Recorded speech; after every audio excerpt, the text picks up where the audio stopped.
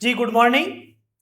आशा कर रहा हूँ कि आप सभी अच्छे होंगे और बड़े ही जोश और जुनून के साथ में अपने एग्ज़ाम की तैयारी कर रहे होंगे, अपनी अच्छे से पढ़ाई कर रहे होंगे और ज्ञानार्जन कर रहे होंगे। इस प्रगति डिजिटल एकेडमी के प्लेटफॉर्म पर आपका हार्दिक स्वागत है।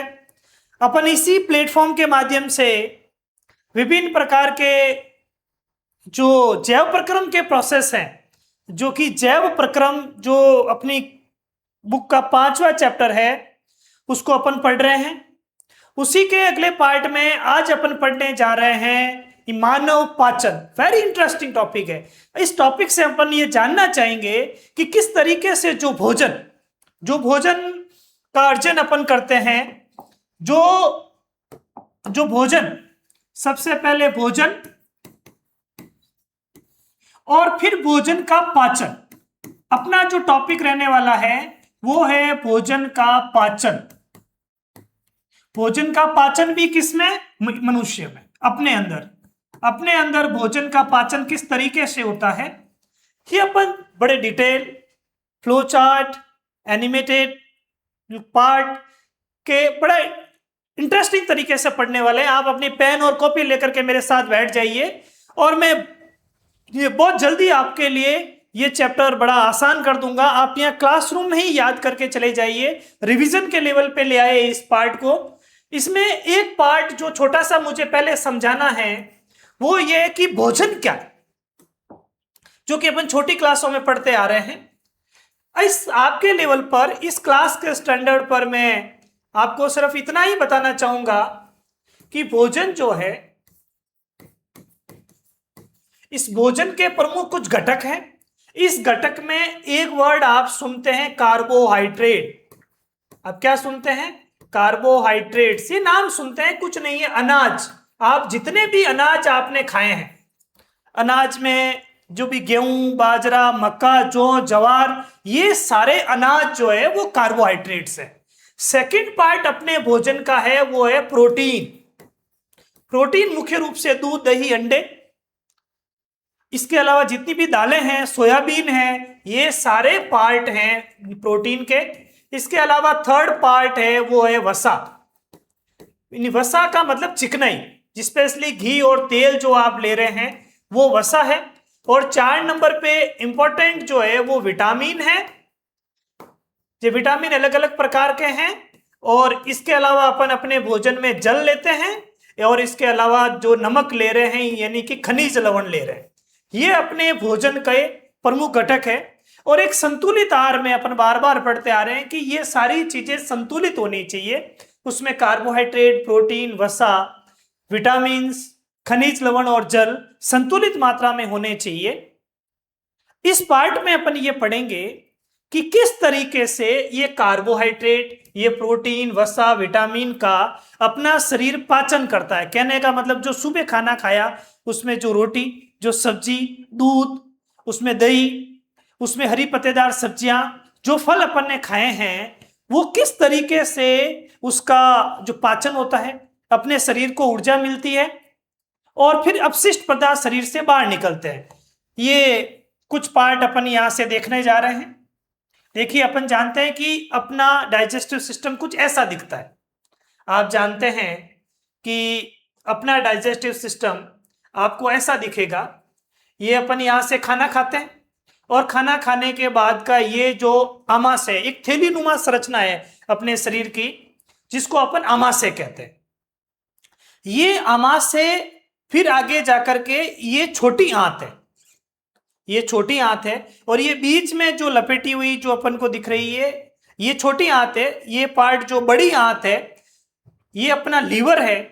ये लीवर के पास में ही अपन को अग्नाशय दिख रहा है। और ये ऊपर वाले पार्ट लंग्स है, क्योंकि श्वसन तंत्र भी अपना पार्ट है। ये ऐसा एनिमेटेड डायग्राम आप देख रहे हैं। ये अपन खाना खा रहे हैं, यहाँ से यहाँ पर आमाशय है अपना, फिर छोटी आंत है, फिर बड़ी आंत है और फिर जो है रेसिटम एनस है। ये इसको सिंपल तरीके से अपन ने समझा है। अपन अपनी एनसीईआरटी बुक, अपनी जो ऑथेंटिक्स बुक है, उसके पार्ट को अपन लेते हैं, उसी पे आते हैं अपन अपने टॉपिक पे। और अपन अपने टॉपिक का एक पार्ट जो अपन लेने जा रहे हैं, देखिए ये डायग्राम आप लोगों ने खूब देखा होगा, इसको अपन लोग स्कूल लेवल पे इस डायग्राम के साथ में जो फेमिलियर होते हैं, ये आपकी क्लास के बुक का डायग्राम है। ये जो बुक का डायग्राम है आपको इसे बार बार अच्छे से पढ़ना चाहिए और समझना चाहिए। देखिए बिना अपन टाइम खराब किए आपके अप टू द पॉइंट पे आते हैं। ये देखिए ये एक कंप्लीटली मानव पाचन तंत्र का चित्र है। इस तंत्र में इसमें जितने भी अंग हैं वो अपने भोजन के पाचन में सहयोग करते हैं, भोजन का पाचन करते हैं। इसका एक भी अंग खराब हो जाता है तो भोजन का पाचन नहीं हो सकता, फिर भोजन के पाचन में प्रॉब्लम आ जाएगी। देखिए सबसे पहले जीभ है, जीभ को कंट्रोल में रखना चाहिए, ज्यादा जीभ चलाने से भोजन का पाचन प्रभावित हो सकता है। इसीलिए जो समझदार लोग ये कहते हैं कि जब आप खाना खा रहे हैं तब आप सिर्फ खाना ही खाएं, जो है वो जबान नहीं चलाएं, इनकी कम बोलें। कम बोलने का मतलब ये है कि जब आप जीभ जब चला रहे हैं, जब जीभ से खाना खा रहे हैं तो जीभ के अंदर जो जिया है वो भोजन के अंदर जो लार होती है उसको लपेटने का काम करती है, जीभ उसको लपेटने का काम करती है, तो वो बहुत अच्छे तरीके से खाने को लपेट पाए, अपना काम कर पाए। फिर ये मुख गुहा, यानी कि ये जो बक्कल कैविटी कहते हैं अंग्रेजी में इसको, ये मुख गुहा है। इस मुख गुहा में आपको याद रखना है कि यहां लार होती है और लार में लार एमिलेज एंजाइम होता है। ये एग्जाम में क्वेश्चन पूछा जाता है। और ये लार एमिलेज जो अभी अपन ने एक नाम सीखा था कार्बोहाइड्रेट, कार्बोहाइड्रेट मतलब अनाज, उस कार्बोहाइड्रेट का पाचन प्यारे विद्यार्थियों यहीं से होना शुरू हो जाता है। दूसरे अलावा आपने प्रोटीन फैट उसको जीभ के अंदर से पाचन शुरू नहीं होता है, लेकिन कार्बोहाइड्रेट का पाचन जीभ से ही शुरू हो जाता है। इसी फैक्ट के आधार पर मैं लास्ट में आपको बताऊंगा कि क्यों खिचड़ी खाने से या राब खाने से बहुत जल्दी भूख लगती है, जबकि आपने हलवा खाया है या आपने कोई ऐसा खाना खाया है जिसमें घी तेल या तली हुई चीजें हैं तो उसमें भूख थोड़ी देर से लगती है। इसके पीछे का लॉजिक यही है कि मुख से कार्बोहाइड्रेट का पाचन शुरू हो जाता है। ये जो है वो ग्रेसिका है, ये अपनी भोजन नली है। इस भोजन नली में से भोजन यहां पर आगे बढ़ता है, ये भोजन यहां से आगे बढ़ेगा और भोजन आगे बढ़ करके एक महत्वपूर्ण अंग में आएगा। इस महत्वपूर्ण अंग का नाम है अग्ना आमाशय। वेरी इंपॉर्टेंट ऑर्गन है, एक थैली नुमा संरचना है, शरीर का अपने पाचन का एक महत्वपूर्ण भाग है और यहीं से प्रोटीन का पाचन शुरू होता है।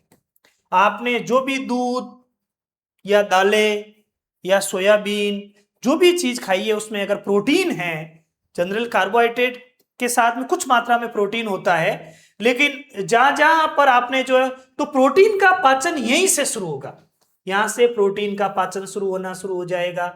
ये देखो ये नाम डायफ्राम है, ये डायफ्राम जो अपने फेफड़े हैं, फेफड़े को ऊपर और नीचे होने का काम जो है वो डायफ्राम के कारण होता है। हिचकी आती है कभी? हिचकी आने का सीधा सीधा लॉजिक है कि डायफ्राम की वर्किंग इम्बैलेंस हो गई, याद कोई नहीं करता है। ये डायफ्राम जो है वो लंग्स जो इनहेल और एक्सहेल की प्रोसेस होती है, जो सांस को अंदर और बाहर लेने की जो प्रक्रिया होती है, इसमें ये हेल्पफुल है। फिर ये अपने यहां होता है पित्ताशय। देखिए ये लीवर है, शरीर का बहुत इंपॉर्टेंट अंग, बल्कि लीवर के बिना पाचन की प्रक्रिया संभव ही नहीं है। लीवर शरीर में एक सबसे बड़ी जो है वो ग्रंथि है, अपने शरीर की एक बहुत बड़ी ग्रंथि है जिसको आम भाषा में जिगर कहा जाता है, जिसको अपन यकृत कहते हैं या लीवर कहते हैं। इसके अंदर एक थैली होती है जिसको पित्त की थैली कहते हैं। कई बार इसमें जो जमा हो जाती पथरी, ये जो वेस्टर्न राजस्थान है, पश्चिमी राजस्थान है, इसमें ये इशू देखने को मिलता है। इसको अपन हो गया प्रैक्टिकल कॉन्सेप्ट से भी आगे समझेंगे। फिर आप देखिए ये अग्नाशय, ये एक अंग है जो अग्नाशय है। अगर ये सही ढंग से काम नहीं करता है तो ही डायबिटीज होती है। क्यों डायबिटीज होती है? अग्नाशय के द्वारा स्त्रावित होने वाला इंसुलिन स्त्रावित नहीं हो पाता है, ये अग्नाशय। इसमें अलग अलग प्रकार की कोशिकाएं होती है, अलग अलग प्रकार के हार्मोन स्त्रावित करती है, लेकिन इसका एक इंपॉर्टेंट हार्मोन है इंसुलिन, जो कि डायबिटीज को कंट्रोल करता है। डायबिटीज इसी के कारण होती है, इसकी कमी से। इसके अलावा ये अपेंडिक्स है, परिशोषिका जिसको अपन कह रहे हैं। अपेंडिक्स आपने सुना होगा, कई बार लोग ये कहते हैं मेरे को अपेंडिक्स का बहुत पेन है और मुझे जनरल डॉक्टर ने कहा कि ऑपरेशन करा दो, निकाल दो, इसकी जरूरत नहीं है। क्या डॉक्टर ने कहा कभी कि लिवर में पेन हो रहा है, निकाल दो उसको, जरूरत नहीं है। आमाशय के अंदर एसिडिटी ज्यादा हो रही है, अपन एसिडिटी के इशू के बारे में बात करते हैं, क्या डॉक्टर कह रहा है क्या कि आमाशय को निकाल दो, एसिडिटी ज्यादा हो रही है, आमाशय की जरूरत ही नहीं निकाल के। लेकिन अपेंडिक्स का पेन हो रहा है, परिशोषिका का पेन हो रहा है, तो डॉक्टर कहता है कि इसको रिमूव किया जा सकता है। क्यों? क्योंकि ये अपने शरीर का अवशेषी अंग है। किसी जमाने में जो अपने पूर्वज थे, आज से हजारों साल पहले, सैकड़ों साल पहले इसका कोई ना कोई काम रहा था, लेकिन धीरे धीरे अपने पाचन तंत्र इतना विकसित होता गया कि अब इसकी कोई जरूरत नहीं रही है। देखिए, जब से अपने हाथ काम करने शुरू किए इनकी मक्खियां उड़ाने के लिए, तब से ये जो इनका कानों का आकार छोटा होता गया। नहीं तो कान ऐसे ऐसे करते और अपन अपने यहाँ से जो है वो मक्खियां उड़ाते, जैसे जो जानवर करते हैं।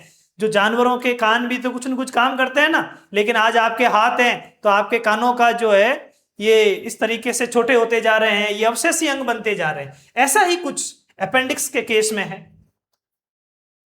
ये जो है वो बड़ी आंत है जिसको भी अपन पढ़ेंगे, और ये अपना जो मल द्वार है, गुदा द्वार है, जहां से गुदा बाहर निकलता है। इसका भी एक स्पेसिफिक शेप है जो आप हायर क्लासेस में आगे बायोलॉजी जाके पढ़ेंगे तो आप देखेंगे कि कुछ जानवर जो है वो अलग जो है इनका शेप जो रहता है रेसिटम का, वो हायर क्लासेस के अंदर देखिए मैंने बड़े बड़े तरीके से आपको बताया, और मैं आपको रिपीट करता हूं वापस कि ये डायग्राम आपको अच्छे से याद होना चाहिए। अच्छे से डायग्राम को आप बार बार इसकी प्रैक्टिस करिए। मैं सिंपल डायग्राम भी बता दूंगा, इस डायग्राम की अच्छे से प्रैक्टिस करिए। इसके अंग हैं, इनको बार बार बोलिए, आपके लिए नाम नए हो सकते हैं तो आप सीख जाएंगे। इस डायग्राम को मैं और सिंपल करता हूं आपके लिए। देखिए ये मुख है, ये मुंह से ये आमाशय आया, बहुत बड़ा अंग है आमाशय। आमाशय ये, फिर ये अपना यकृत है, यानी कि जिसको लीवर कहते हैं, जिगर कहते हैं, जिसको आम भाषा में क्या कहेंगे अपन, लीवर। ये इसको लीवर कह सकते हैं। ये सुदांत्र, मतलब इसको छोटी आंत कह सकते हैं आप, छोटी आंत। इसको आप जो बड़ी आंत्र कह सकते हैं, बड़ी आंत या बड़ी आंत्र, ये बड़ी आंत है। ये मलाशय है और ये गुदा है, और ये अग्नाशय है जो मैंने अभी कहा था इंसुलिन का स्त्रावण करता है। ये यकृत है और इसके अंदर पित्त की थैली होती है और पित्ताशय का स्त्रावण करती है। एक बड़ा बड़ा बॉर्डर जो है आइडिया, एक ऐसा जैव प्रक्रम जो जीवों को जीवित रहने वाले जो प्रक्रम होते हैं वो जैव प्रक्रम कहलाते हैं। जैव प्रक्रम क्या है?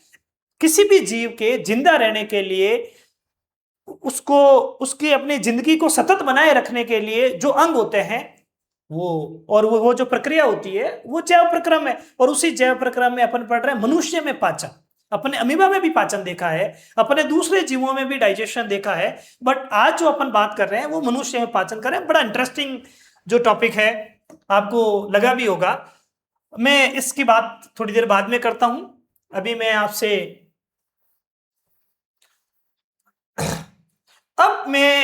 टू द पॉइंट, एग्जाम आपकी कि बुक में क्या लिखा हुआ है, एग्जाम में क्या पूछा जा सकता है, मैं बहुत जल्द आपको, ये मेरे नोट्स हैं, आपको इस वीडियो के डिस्क्रिप्शन में मिल जाएंगे। नहीं मिले तो मुझे मैसेज कर देना, मैं आपको व्हाट्सएप कर दूंगा। आप इस चैनल के अंदर से इसके सारे हैंड रिटन नोट्स है, आपको कोई नोट्स नहीं बनाने हैं, बस आपको जो मैं वीडियो में समझा रहा हूं पेन कॉपी लेके बैठना है। कुछ एक्स्ट्रा बातें होती है, सारी बातें राइट डाउन नहीं की जा सकती है। जैसे कुछ बातें मैंने जो आपको बताई है उसको आपको जो समझ में आता है उसको आप राइट डाउन करते रहिए। ये आपके लिए एक्स्ट्रा नॉलेज है। जो किताबी ज्ञान है, जो बुक्स में जो बातें लिखी गई है और जो आपको एग्जाम के लिए याद करनी है, वो सारी नोट्स के रूप में यहाँ लिखी हुई है। इसके आपको PDF मिल जाएंगे, आप नीचे जाइएगा इसके डिस्क्रिप्शन में, और अगर वहां अवेलेबल है और नहीं मिल रहे हैं, डाउनलोड का इश्यू है, तो हमारी जो मैसेज करिए और उसमें लिख दीजिए कमेंट में, तो हमारी टीम आपको भेज देगी, वहां आपको डाल देगी। तो जो हमारा टॉपिक था वो था मनुष्य में पोषण। अपन पढ़ रहे हैं मनुष्य में पोषण। Yes, we are studying, Hindi में बोलूं भाई, अपन पढ़ रहे हैं मनुष्य में पोषण।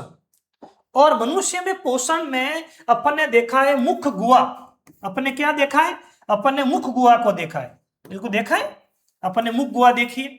और मुख गुहा में आर नाल होती है जो कि मुख से लेकर गुदा तक चलती है। जो भी अपन ने आर नाल देखी, जो या मुंह से लेकर के जो गुदा तक चलती है, उसी को आर नाल कहते हैं। आर नाल में दांत होते हैं, इनकी मुख गुहा में दांत हैं जो कि चबाने का काम करते हैं।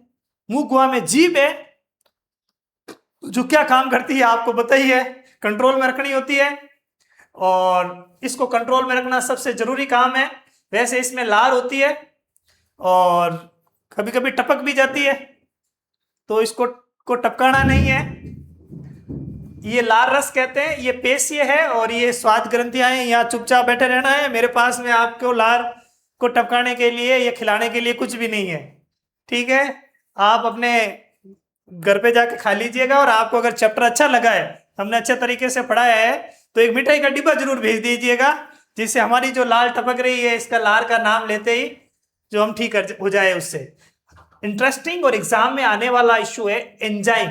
जो लार में एक एंजाइम होता है, लार एमिलेज होता है। आरबीएससी बोर्ड में तो ये क्वेश्चन हर अल्टरनेट ईयर में पूछ रहे हैं कि लार का एंजाइम बताइए कौन सा है। तो लार का एंजाइम लार एमिलेज है। कौन सा एंजाइम है बच्चों? लार एमिलेज। कहां मिलता है?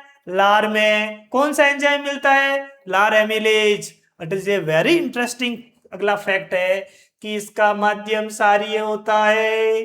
माध्यम कैसा होता है? क्षारीय। अम्ल, सार, लवण दूसरा पार्ट पढ़ा, जो स्वाद में खट्टे अम्ल, जो स्वाद में कड़वे सार, ये वही सार है। और इसका माध्यम कैसा होता है? जीभ का, मुंह का, क्षारीय। और ये जो मंड, ये को शर्करा में तोड़ता है। मंड मतलब जितने भी जो कार्बोहाइड्रेट्स होते हैं उसको दूसरा नाम मंड भी है।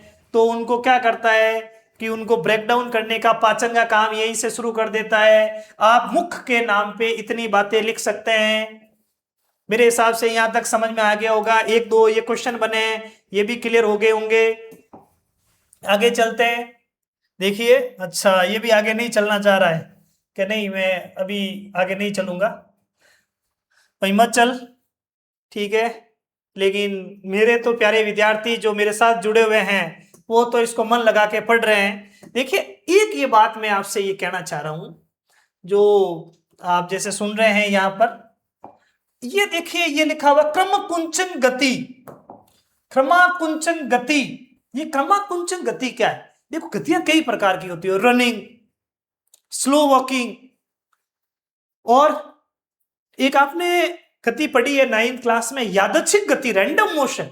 कहीं अटियां जा रही है और कभी इधर जा रहा है, कभी इधर जा रहा है, कभी इधर जा रहा है। वो किस में होती है? गैसों में होती है। जबकि यहाँ की गति कहलाती है क्रमकुंचन गति। क्रमकुंचक गति ये है कि अपना ये जो भोजन आर नली से या आगे बढ़ते हुए ये आमाशय में आता है। ये आमाशय में आता है, यहाँ से ऊपर से, यहाँ से भोजन यहाँ से होता होता होता ये आमाशय में आता है।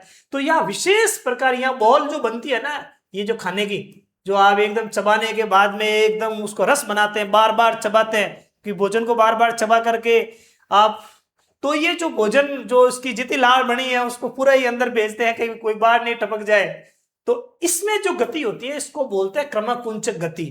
ये बोर्ड का क्वेश्चन है, ये किताब में इसका चित्र है कि जो भोजन खाया है ये भोजन ऐसे आगे बढ़ता है, ऐसे भोजन आगे बढ़ता है। आमाशय है ना, ये देखो, ये आमाशय, ये आमाशय। तो आमाशय तक जो भोजन बढ़ता है, पहले भोजन रुकता है, फिर पीछे से नली सिकुड़ती है, आगे बढ़ता है। ये जो ग्रास नली में भोजन की गति है उसका चित्र है, और उस गति को क्या कहते हैं? ये कहलाती है क्रमाकुंचक गति। ये कंपटीशन एग्जाम तक में सवाल आता है, जो कि मास्टर और डॉक्टर जो बनना चाहते हैं उनमें भी ये क्वेश्चन पूछा जाता है कि भोजन नली की गति का क्या नाम है? यादृच्छिक गति नहीं, रोता फिरने वाली गति नहीं, गप्पे मारने वाली गति नहीं। कौन सी गति है? इनकी क्रमाकुंचक गति है। कौन सी गति है? क्रमाकुंचक गति है। चलो अगला पार्ट ये आ गया। वेरी गुड यार, ये तो बड़ा ही अलग ही टॉपिक है, इसको तो बड़े अच्छे तरीके से समझना ही पड़ेगा। देखते हैं, देखिए क्या कह रहा है ये, अभी देखते हैं। देखो ये कह रहा है कि ये आपकी आर नाल की ये क्रमाकुंचक गति की नली, और इसमें मैं हूं, ये थैलीनुमा संरचना, ये है थैला। अटे एक ऊपर यहाँ एक किसी का मुंह बना दे क्या, ये बना दिया, देखो ये जो बोर्ड भी कह रहा है, देखो ये अलग ही लेके आ गया है इसको, ये कह रहा मत बनाओ, इस टाइप की चीजें मत बनाओ। ये कह रहा मुंह नहीं बनाने दे रहा है, फिर भी मैं बना देता हूँ, देखो ये बन गया मुंह, ये लाल, वो बना तो ऐसे ही है लेकिन फिर भी बनाने की कोशिश की है। ये आमाशय, अपन को किससे मतलब है अभी पढ़ रहे हैं, ये आमाशय पढ़ रहे हैं। ये आमाशय पेशीय संरचना है, बिल्कुल जो मस्कुलर पार्ट है, इसमें जठर रस का स्त्रावण होता है। ये आमाशय जो है, यहाँ जो माल निकलता है, यहाँ जो चीज निकलती है, इसको जठर रस कहते हैं। और इस जठर रस में, ये जो आपके पास में जठर रस आया है, कौन सा रस आया है, ये जठर रस आया है। इस जठर रस के 3 पार्ट है। इस जठर रस में एक तो HCl होता है, दूसरा इसमें एक हार्मोन होता है जिसका नाम होता है पेप्सिन। मैंने अभी बताया था इस आमाशय में ही प्रोटीन का पाचन शुरू होता है, तो एक एंजाइम है जिसका नाम है पेप्सिन, और एक इसमें होती है श्लेष्मा। श्लेष्मा मतलब म्यूकस यानी म्यूकस आप समझ गए। श्लेष्मा मतलब एक ऐसा पानी होता है जो अम्ल ज्यादा स्त्रावित हो जाए तो इसके दीवारों को बचा के रखता है, ठीक है। और एक इसमें आ रहा है पेप्सिन। क्या काम कर रहा है पेप्सिन? पेप्सिन प्रोटीन का पाचन करता है। आपको आमाशय का काम पूछे, आमाशय क्या है? पेशीय संरचना है। आमाशय में किसका स्त्रावण होता है? जठर रस का स्त्रावण होता है। उस जठर रस में क्या होता है? 3 होते हैं, हाइड्रोक्लोरिक अम्ल और पेप्सिन और श्लेष्मा होता है। इसके अलावा इसमें बताइए फिर इनके क्या काम है? इनका काम है HCl अम्लीय माध्यम कर देता है, इन पेप्सिन प्रोटीन का पाचन करता है और श्लेष्मा भित्ति की रक्षा करता है। जितने शब्द हैं उतने ही सवाल है एग्जाम के, एक एक नंबर में। HCl का ज्यादा स्त्रावण होने के कोई एसिडिटी कहते हैं, कि लोग कहते हैं एसिडिटी हो गई पेट में, तो एसिडिटी हो गई भाई, तो इस एसिड का स्त्रावण को कंट्रोल कर ले, बुलवॉकिंग कर ले, सारे दिन तक ऐसे करो कि बिल्कुल हो जाए। पड़े पड़े खाओ मत, क्योंकि खाओगे तो ये एसिड का स्त्रावण जो है, और फिर और इसके बाद में दवाई और लेते हैं कि थोड़ा इनो ले लेते हैं, जिसे बहुत खतरनाक है। इनो जैसे ही लिया ना, इनो क्या करेगा, यहाँ से एसिड को, इनो क्या है, सार है, इसको हटा देगा, लेकिन यहाँ की कोशिका कहेगी अच्छा मेरे द्वारा हटाए गए एसिड को आपने हटा दिया, तो ये और स्त्रावित करती है। और लगातार इनो का उपयोग खतरनाक है, जो कि अपन लोग अपने तीसरे चैप्टर में पढ़ते हैं। उसके बाद में अगला पोर्शन आता है छोटी आंत। अगला पार्ट क्या आएगा आपके लिए? छोटी आंत। छोटी आंत आपके लिए बड़ी नई है, इंटरेस्टिंग है। तो छोटी आंत आप समझ ही गए होंगे, छोटी आंत कहां पर है? छोटी आंत आप समझ ही गए होंगे कि ये देखो, ये इसका देखो, ये यहाँ पर डायग्राम देख लेते हैं। ये मुंह से निकला यहाँ पर, यहाँ तक आ गया, फिर ये बना आमाशय, ये आमाशय हो गया। ये आमाशय से लेकर के, यहाँ से लेकर के एक लंबी कुंडलित स्ट्रक्चर है, एडी लंबी चौड़ी जो है वो नाड़ है, ये इस टाइप से, इसको अपन कहते हैं छोटी आंत या सुदांत्र। ये अवरोधनी पेशी लंबा जो है वो कुंडलित भाग है। ये भाग जैसे लंबा कुंडलित भाग है। आपने कभी किसी जानवर को रोड पर मरे हुए जब देखा हो एक्सीडेंटल में, कुत्ते बिल्ली, तो एक लंबी जो है वो नली रूपा जो संरचना जो रोड पे आपको पड़ी हुई दिखेगी, ये मुख्य रूप से छोटी आंत होती है। ये काफी लंबी होती है। आपने देखा ये जो जितने भी जीव शाकाहारी होते हैं उसमें बड़ी होती है और मांसाहारियों में थोड़ी सी छोटी होती है। ये थोड़ा फर्क इसमें देखने को मिलता है। अग्नाशय का स्त्रावण, अब देखिए अपन को पता है कि यहां पर जो है वो अग्नाशय होता है। यहाँ क्या होता है? अग्नाशय होता है। मेरे साथ साथ याद कर लेना, फिर बाद में मत कहना कि अब समझ में नहीं आया या किताब से पढ़ते हैं पता नहीं क्या लिखा हुआ है। ये अग्नाशय, अग्नाशय यहां से जो स्त्रावण करता है वो अग्नाशय स्त्रावण कहलाता है। क्या कहलाता है? अग्नाशय को अंग्रेजी में पैंक्रियाज कहते हैं। क्या कहते हैं? ये वही है डायबिटीज को कंट्रोल करने वाला। ये अग्नाशय से यहां से माध्यम सारी हो जाता है, क्योंकि आमाशय में अम्लीय हो गया था। फिर यहां पर एंजाइम आते हैं, यहां से 2 एंजाइम आ रहे हैं। एक एंजाइम है ट्रिप्सिन और लाइपेज। ट्रिप्सिन किसका पाचन करेगा? इन प्रोटीन का। लाइपेज किसका जो पाचन करेगा? वसा का। अग्नाशय रस 2 एंजाइम का स्त्रावण करता है। आपको ध्यान रखना, एक ट्रिप्सिन और एक लाइपेज। थोड़े नाम नए हैं ट्रिप्सिन। ट्रिप्सिन, ट्रिप्सिन कहाँ आया, अग्नाशय के अंदर हो गया, ट्रिप हो गया। और उसके बाद में लाइपेज, ये लाइपेज, लाइपेज जो किसका पाचन कर रहा है, इन वसा का। यकृत से हो गया, पित्त रस का स्त्रावण होता है जो वसा का इमल्सीकरण करता है। ये इमल्सीकरण नाम कुछ नया है, आप बता सकते हैं कोई इमल्सीकरण नाम का क्या मतलब है जी?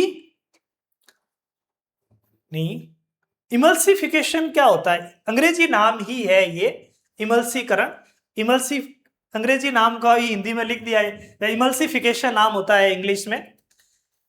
आपने देखा होगा कि जब अपन मिक्स करते हैं, एक तो अपने पास में वाटर और तेल को, जैसे आपने ऐसे किया कि जल और तेल को मिक्स करते हैं, तो तेल की जो है वो बूंदे जल के साथ में जो है वो जिस रूप में दिखती है उसको कहते हैं, या यूं कहें कि जो वसा होती है उसके कणों को छोटे छोटे कणों में तोड़ना। जो वसा होती है उसके कण जो छोटे छोटे कणों में जो टूटते हैं, ये काम पित्त रस करता है। ये काम कौन करता है, ये पित्त रस करता है। यहां तक आपको समझ में आ गया होगा। अब अपन अगला पार्ट देखते हैं। अब अपन अगला पार्ट देखते हैं। अब जो आपने जो देखा है, अब मैं आपको थोड़ा सा समझाना चाहूंगा। थोड़ा तो क्या समझाऊं, पूरा ही समझाना ही चाहूंगा, और आपको समझना पड़ेगा। समझाना कोई डिफिकल्ट काम नहीं है, समझाना आसान काम है। जो मैं यहां कर रहा हूं वो इजी है, लेकिन सीखना मुश्किल है। क्यों? कि सीखने के लिए चाहिए मोटिवेशन। सबसे पहली कंडीशन है लर्नर की, सीखने वाले की, कि वो क्या होना चाहिए, मोटिवेटेड। जब तक आपके अंदर सीखने की झलक नहीं है, सीखने की वो ललक नहीं है, आपको कोई दुनिया की ताकत मानव पाचन तंत्र सिखा नहीं सकती। और अगर आप में सीखने की ललक है तो आपको सीखने से कोई रोक नहीं सकता। ये ऐसा अपन लगातार ऐसा देखते आ रहे हैं। ये अपन ने छोटी आंत देखी है, ये आमाशय देखा है, फिर एक ऐसी कुंडलित संरचना जो मैंने अभी बनाई थी फिर आपने देखी है, ये इसको कुंडली संरचना कहेंगे। तो ये जो पार्ट है यहां से यहां तक, इसको अपन क्या कह रहे हैं, इसको अपन सुदांत्र कह रहे हैं। ये सुदांत्र या छोटी आंत, या कि अपन क्या कह रहे हैं, छोटी आंत। इस छोटी आंत में यहां तक आते आते इसका पाचन हो गया, किसका हो गया, इन प्रोटीन का हो गया। कहां पर हुआ प्रोटीन का, यहां से हुआ प्रोटीन का, यहां पर प्रोटीन का पाचन हुआ। बताओ प्रोटीन के पाचन के लिए कौन सा एंजाइम आया, पेप्सिन। कौन सा एंजाइम आया, पेप्सिन, पेप्सिन। बताओ यहां पर कार्बोहाइड्रेट के एंजाइम के लिए कौन आया, लार एमिलेज। कौन आया, लार एमिलेज। और यहां पर जो अग्नाशय था, यहां से दो एंजाइम कौन से आए, एक ट्रिप्सिन और एक लाइपेज। तो जो अब ये क्वेश्चन है कि प्रोटीन के पाचन से क्या बनता है, अमीनो अम्ल। इनकी कार्बोहाइड्रेट से क्या बनेगा, ग्लूकोज। और वसा के पाचन से क्या बनेगा, वसीय अम्ल और ग्लिसरॉल। याद कर लेना, यूं का यूं एग्जाम में और कंपटीशन एग्जाम में आएगा जो क्वेश्चन, ऐसे कैसे याद कर लेना रट के। और मुझे याद है कि पूरा आपके ऊपर विश्वास है कि आप याद कर लोगे, चाहे कुछ भी खाया है, अल्टीमेटली यही बनता है। क्या बनता है, ग्लूकोज। और ग्लूकोज को शरीर में रख नहीं सकते खून में लंबे समय तक, ये क्रियाशील है, इसलिए इसको बनाना पड़ता है ग्लाइकोजन में। तो अपना संचित भोजन क्या है, ग्लाइकोजन। ग्लाइकोजन के रूप में लीवर के अंदर खाना स्टोर होता है, जितनी जरूरत पड़ती है उसमें जरूरत के अकॉर्डिंग फिर वापस इसको काम में लेते हैं। तो इसको इसमें चेंज करने का और इसमें वापस लाने का काम इंसुलिन करता है। ये काम कौन करता है, इंसुलिन। इसलिए इंसुलिन की कमी हो जाने पर ये ग्लूकोज ग्लाइकोजन में चेंज नहीं हो पाता है, और ग्लाइकोजन में चेंज नहीं होगा तो खून में पड़ा रहेगा। खून में पड़ा रहेगा तो यूरिन के साथ में, मूत्र के साथ में बाहर आएगा, और बिना फालतू की पड़ी हुई चीजें तो हमेशा नुकसान ही करती है। तुम भी घर में पड़े रहोगे तो फिर घर वालों को तकलीफ ही करोगे। स्कूल आ रहे हो, यहाँ पढ़ रहे हो, और हमसे अगर ढंग से पढ़ रहे हो तो अच्छा ही हो रहा है, आपका भविष्य बड़ा ही सुनहरा हो रहा है। तो देखिए ग्लाइकोजन मनुष्य का संचित भोजन है, और ये शुद्धांतर में दीर्घरोम भोजन का अवशोषण करते हैं। ये जो छोटी आंत होती है, ये छोटी आंत को अंदर से खोल के देखे ना ऐसे, तो ये इस तरीके से ऐसे ही रोम होते हैं अंदर, जिसको कहते हैं अगर इसको दीर्घ रोम, इसमें खून बहता है तो यहां से जो भोजन का अवशोषण कर लेते हैं, भोजन यहां से अंदर ले लेते हैं। ये शुद्धांतर के दीर्घ रोम अगर जो इसका अवशोषण करते हैं। समझ में आ गया? बस अगले 10 मिनट में आपको मनुष्य में पाचन बिल्कुल हटा दूंगा, बस मेरे साथ में जमे रहिए। अगला 10 मुझे पता है कि पढ़ना और एक जगह बैठे रहना, और वो भी यूट्यूब की दुनिया में बैठे रहना। यहाँ पर स्कूल में तो मार साहब डंडा लेना हुआ है तो मोटो, जब अगर बैठना ही पड़ता है, लेकिन इस जगह पर बैठना, इस जगह पर बैठने वालों को समझने से कोई रोक नहीं सकता। जो यहां बैठे बच्चे पढ़ रहे हैं क्योंकि वो बिना दबाव के पढ़ रहे हैं, वो अपने मन से पढ़ रहे हैं। तो अब उस क्षुधांतर के बाद में वधांतर, जो बिना पचे हुए भोजन से जल का अवशोषण करता है, और जो गुदा के माध्यम से जो बन गया वो लिंडकिया बार जो है वो टपकानी होती है, और आप टपका नहीं होता हर किसी का, ये जो अपशिष्ट पदार्थ है वो यहां से बाहर निकलेंगे ही निकलेंगे। अब इतना पढ़ने के बाद में एक बात यहां पर और लिखी हुई है जो आपको समझनी है, दंत सरण। अपने दांत देखो एक दूसरे के सब कितने सही है। सबसे हार्ड पार्ट है शरीर का जिसको अपन इनेमल कहते हैं। इनेमल या डेंटिन का धीरे धीरे कमजोर होना, इनेमल जिससे दांत बने होते हैं, आपसे पूछेंगे दांत किसके बने होते हैं? इनेमल के। इसका धीरे धीरे कमजोर हो जाते हैं, उसको बोलते हैं दंत सरण। ये जो कमजोर क्यों होते हैं, देखो ये आपका थोबड़ा है, ये दांत है, ये है दांत। इस दांत, ये देखो ये दांत होते हैं ऐसे, ये ऐसे दांत है, ये दांत है। अब इस दांत में जो भी आपने खाना खाया है वो खाना कई बार तक यहाँ बीच के अंदर जो है वो जम जाता है। यहाँ बीच के अंदर जो है क्या होगा, यहाँ बीच में, यहाँ पर, यहाँ इस तरीके से।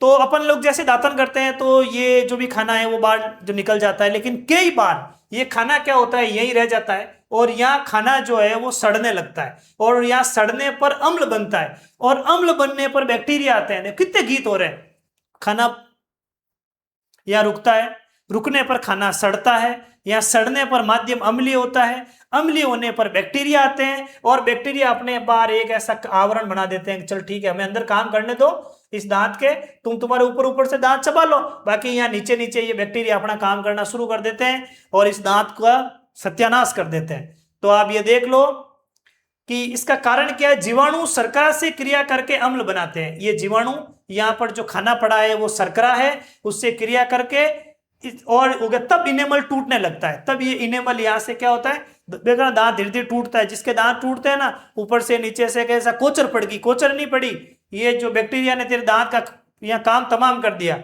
अनेक जीवाणु भोजन के साथ मिलकर इनेमल को ढक देते हैं। पहले तो इनेमल को ढकते हैं और अंदर अपना काम करते हैं, फिर जो लार का माध्यम सारे से अम्ल को उदासीन नहीं कर पाता है। वैसे अपन जानते हैं कि जो मुंह का माध्यम जो सारी होता है, लेकिन ये सार इतना नहीं होता कि यहां से बनने वाले अम्ल को उदासीन कर पाए, और इस तरीके से जो इनेमल टूटता रहता है। उपचार यही है कि आपको रोज ब्रश करना चाहिए जिससे जीवाणु हट जाते हैं। और जो अपना टूथपेस्ट होता है ना, वो भी उसकी प्रकृति भी सारी होती है।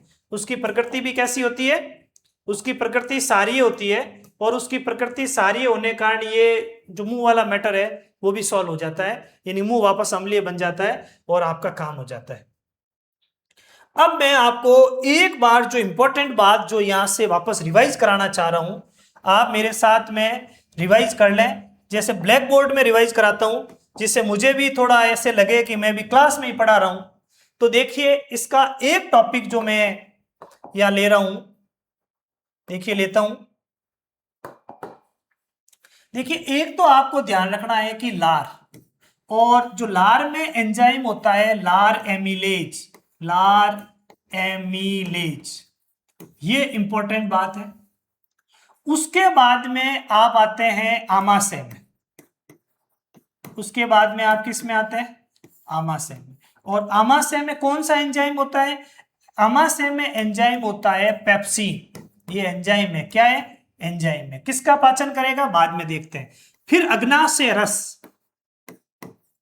अग्नाशय रस, अग्नाशय स्त्रावण कहेंगे, रस नहीं कहेंगे अपन इसको। अग्नाशय के स्त्रावण से जो दो एंजाइम निकलते हैं, एक ट्रिप्सिन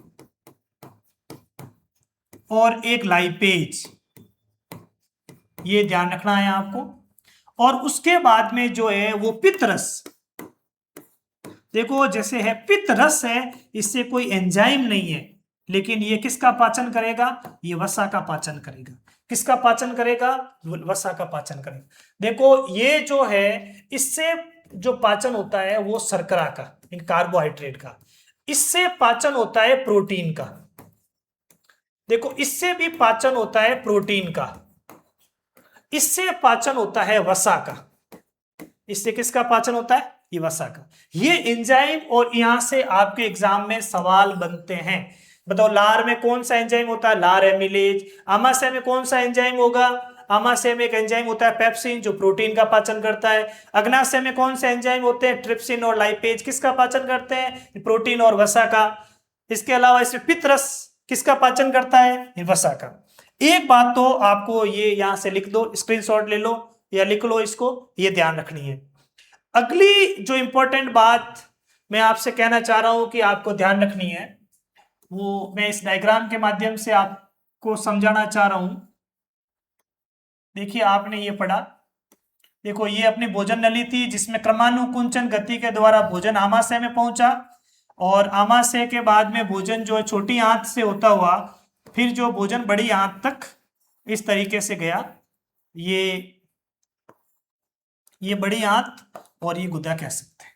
और यहाँ पर आपने देखा कि ये लीवर है अपना, और ये जो है मैं यहाँ बना सकता हूँ, ये आमाशय बना सकता हूँ। बिल्कुल हो गया। क्या बना दूं? आमाशय बना दूं। ये अग्नाशय, ये मैंने यहाँ अग्नाशय बना दिया।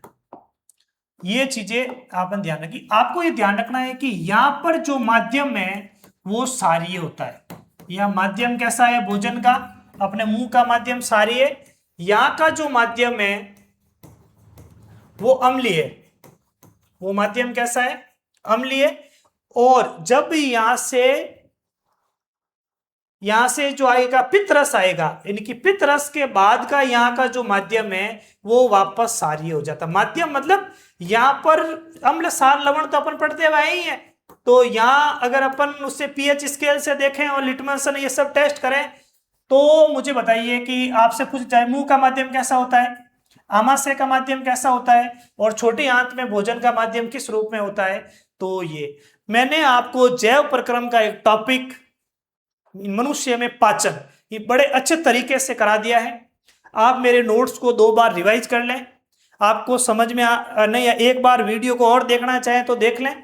अगले ही जो पार्ट में अपन जो नेक्स्ट पार्ट है उनमें करेंगे मनुष्य में श्वसन। अपने इस पार्ट में मनुष्य में पाचन, मनुष्य में श्वसन और परिसंचरण, ये जैव प्रक्रम के 3 टॉपिक अपने कोर्स में है और अपन इसको कर रहे हैं। मैं आशा कर रहा हूं कि आप सब बड़े मजे से होंगे और बड़े ही अच्छे तरीके से जुनून के साथ में पढ़ रहे होंगे। Best of luck.